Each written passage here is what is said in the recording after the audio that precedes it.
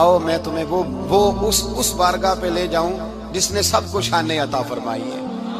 حضرت ابوبکر صدیق رضی اللہ تعالیٰ عنہ خلیفۃ المسلمین بنے، خلیفہ بنے تو سویرے جس رات خلیفہ بنے سویرے سر پہ ٹوکری رکھی، منڈی کی طرف جا رہے ہیں۔ حضرت عمر فاروق رضی اللہ تعالیٰ عنہ مولا علی شیر خدا کو کسی نے بتایا کہ وہ تمہارا خلیفہ تو جا رہا ہے مزدوری کرنے، وہ تو جا رہا ہے کمائی کرنے۔ حضرت علی شیر خدا مولا کائنات جناب فاروق اعظم دونوں نے رستے میں روکا کہ ابوبکر کہاں جا رہے ہو؟ فرمانے لگے کام کرنے جا رہا ہوں، مزدوری کروں گا، منڈی میں جاؤں گا، تجارت کرتا تھا اس کو جاری رکھوں گا، بچوں کا پیٹ بھی تو پالنا ہے۔ اب تمہاری حکومت کے پیچھے بچے تو نہیں نا بھوکے مروا لینے، میں نے کچھ کرنا تو ہے۔ حضرت عمر کہنے لگے چلا آ کے بیٹھ، ہم صحابہ کو اکٹھا کرتے ہیں اور مال غنیمت سے تیرا وظیفہ لگاتے ہیں، آپ کو وظیفہ ملے گا ماہانہ، تو آپ بیٹھ کر کے مسجد میں تو ڈیوٹی کریں۔ بیٹھ گئے، مشاورت ہوئی تو حضرت ابوبکر صدیق رضی اللہ تعالیٰ عنہ سے پوچھنے لگے جناب بتلائیے آپ کا کتنا وظیفہ لگایا جائے؟ تو حضرت ابوبکر صدیق فرمانے لگے اتنا لگا دو جتنی ایک مزدور کی تنخواہ ہوتی ہے۔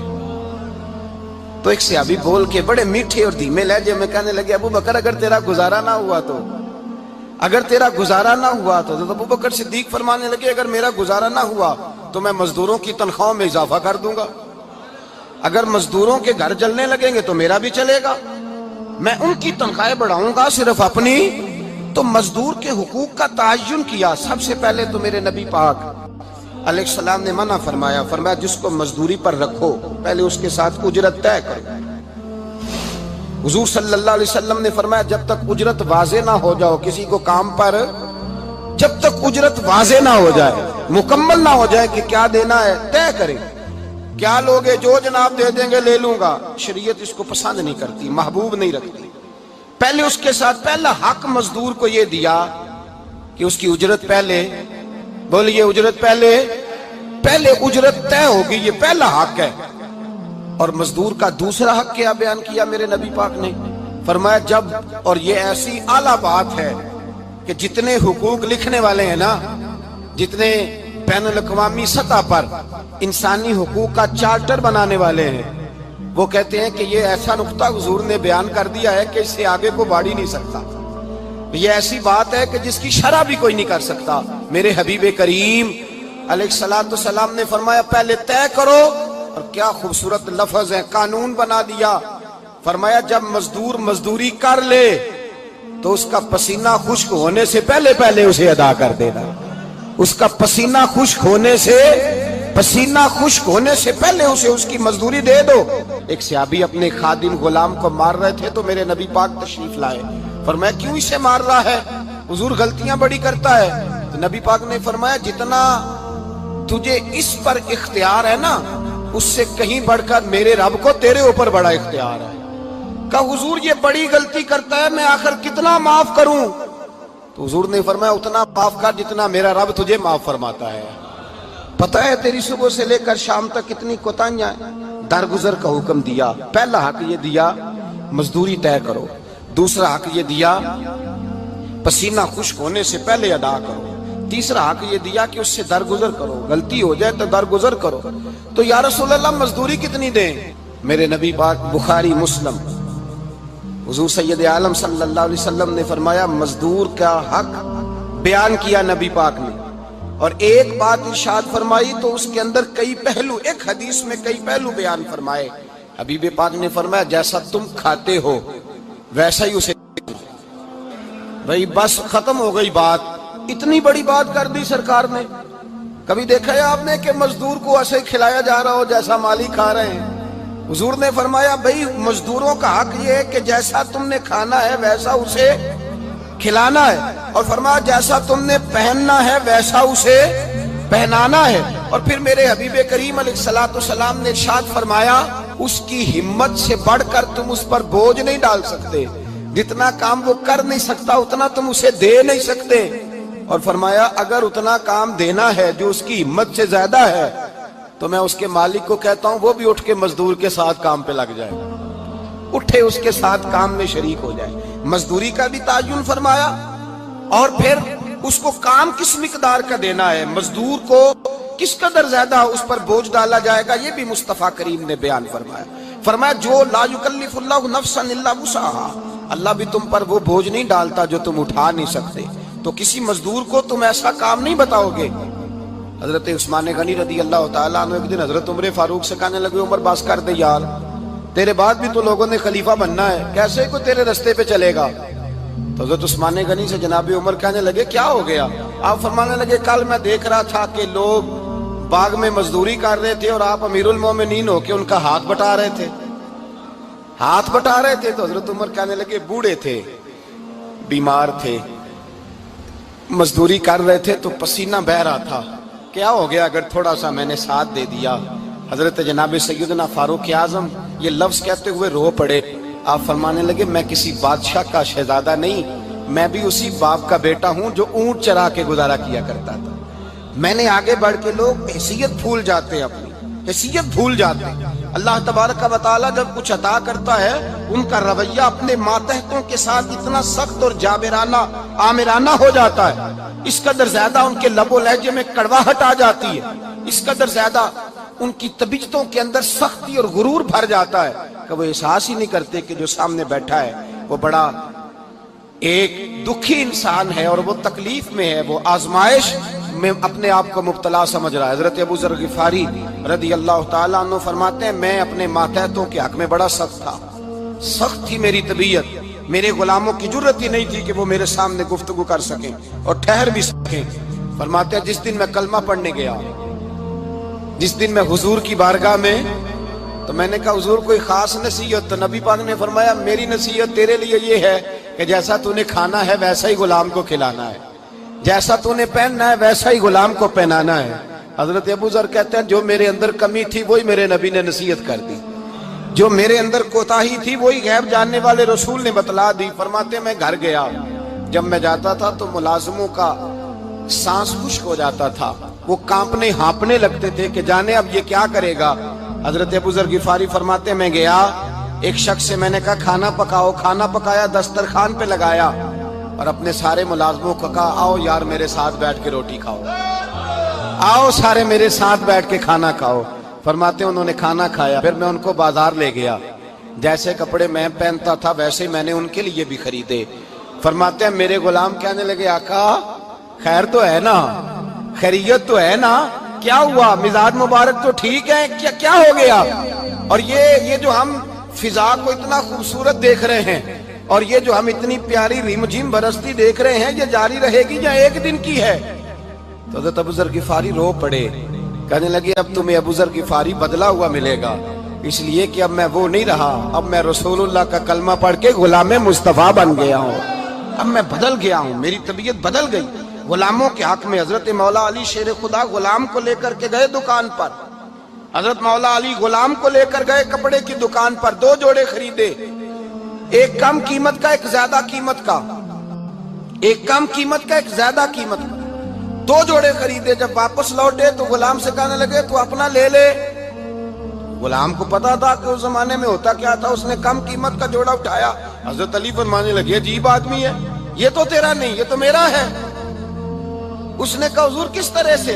आप फरमाने लगे तेरे लिए कीमती जोड़ा इसलिए खरीदा है कि तू जवान है और मैंने अपने लिए इसलिए छोटा खरीदा है कि मैं तो अब बूढ़ा हो गया हूँ, मुझे तो आदत नहीं। कहने लगा हुजूर बूढ़े और जवान का मतलब नहीं, आप अली हैं, मन कुन्तु मौला हाज़ा अलीयुन अली मौला, अली मौला, आप चूंकि मौला अली हैं और आप अमीरुल मोमिनीन हैं, लिहाजा आपने तख्त पर बैठना है, आपने सल्तनत को चलाना है, आप पहनिए। हज़रत अली फरमाने लगे तू मेरा गुलाम बना है ना, तूने अभी मेरे नबी का दीदार नहीं ना किया, तू बाद में आया है ना, अगर तू उस दौर में होता तो जान जाता कि ये अमल मेरा है, पर इसके पीछे जो नसीहत के फूल हैं वो मुस्तफा के अता पर। मजदूर को ये दिया कि उसकी उजरत पहले, बोलिए उजरत पहले, पहले उजरत तय होगी, ये पहला हक है।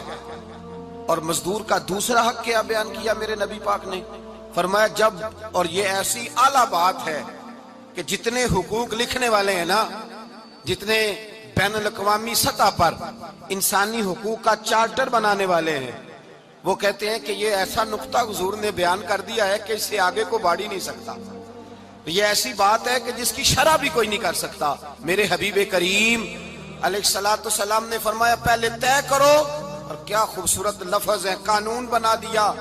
فرمایا جب مزدور مزدوری کر لے تو اس کا پسینہ خشک ہونے سے پہلے پہلے اسے ادا کر دینا۔ اس کا پسینہ خشک ہونے سے پہلے اسے اس کی مزدوری دے دو۔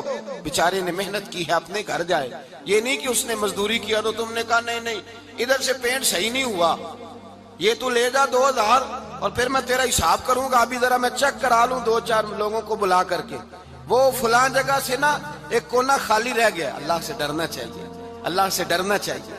اگر اللہ تبارک و تعالیٰ نے 2-1 آدمیوں کو ملازم آپ کا بنا دیا ہے تو پھر خیال ہونا چاہیے۔ ایک صحابی اپنے خادم غلام کو مار رہے تھے تو میرے نبی پاک تشریف لائے۔